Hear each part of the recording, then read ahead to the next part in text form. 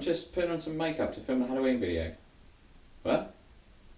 What do you mean, when's Halloween? Remember the 5th of November? You literally can't forget it. What? 31st? Oh, for fuck. Word to your mother, my name's Steve, this channel is Frags Riches. Thank you for tuning in. Now, today I'm going to be telling you why you should not be buying Le Nuit de l'Homme Le Parfum from Yves and Laurent. As most of you know, I'm a big fan of Le Nuit de l'Homme. I think we all are, really. But the current formulation is piss weak. So if you can, I recommend that you try and pick up a vintage batch like this one I've got here. Now, for the love of God, do not get yourselves in debt. Don't start taking out a fucking second mortgage to pick up a bottle of this, because it's not worth it. It is better. It does last a little bit longer. The sillage is better, mainly because this is just a little bit thicker and richer, so you get a better sillage, but you don't really get much better projection. So don't start expecting miracles from this, because you'll be disappointed. But if you can get it at a reasonable price, it's worth doing. Now, unlike most of Fragcom, I'm also a fan of the Eau de Parfum version. Now, I think this was a decent flanker because it keeps true to the original DNA. You can smell that it's Le Nuit de l'Homme, but it goes in a little bit different direction. They've added leather in there, they've made it a little bit darker, a little bit richer.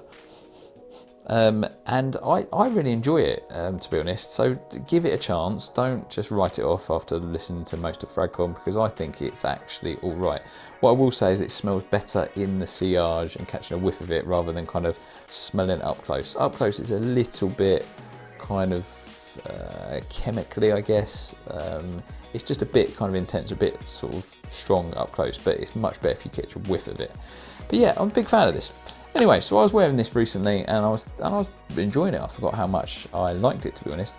And I thought to myself, hold on, I've still not tried the Le Parfum version. So here it is. Now, I've been lured into this by most of Fragcom. I'm aware that the performance is not good by all accounts, but a lot of people, especially George the Fragrance Apprentice, says this is good.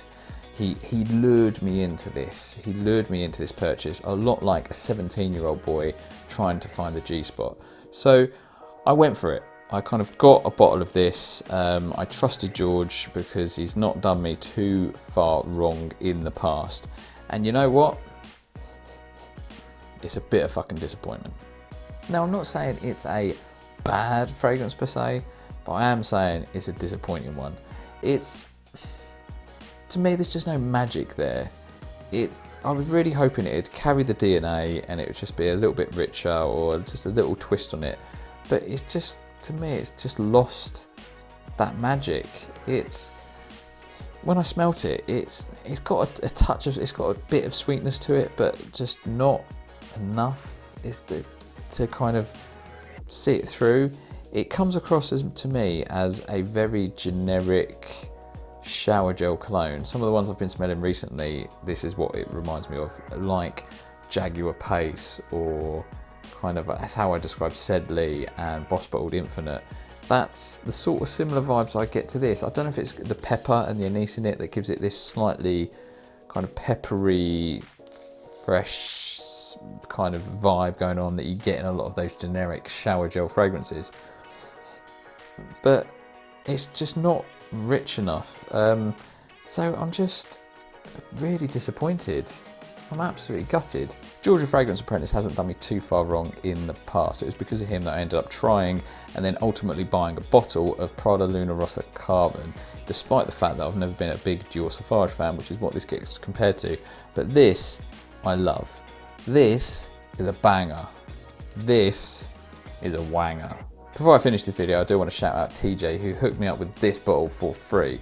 So thank fuck I didn't pay money for this, because I was genuinely looking into blind buying this at about 50 or 60 pounds. So he saved me some money there, and I can now put that money towards 5 minutes on Babe Station. So I'm really chuffed for that. Thank you, TJ.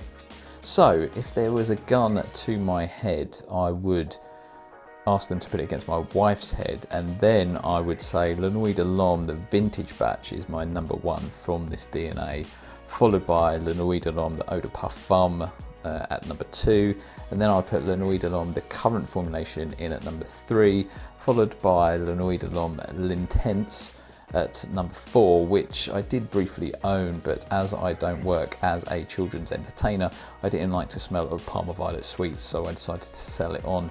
And then followed that, I would put Nuit de l'Homme Le Parfum at the bottom of the pile, I'm afraid, because there's just not anything unique or magical about it whatsoever. But you know what?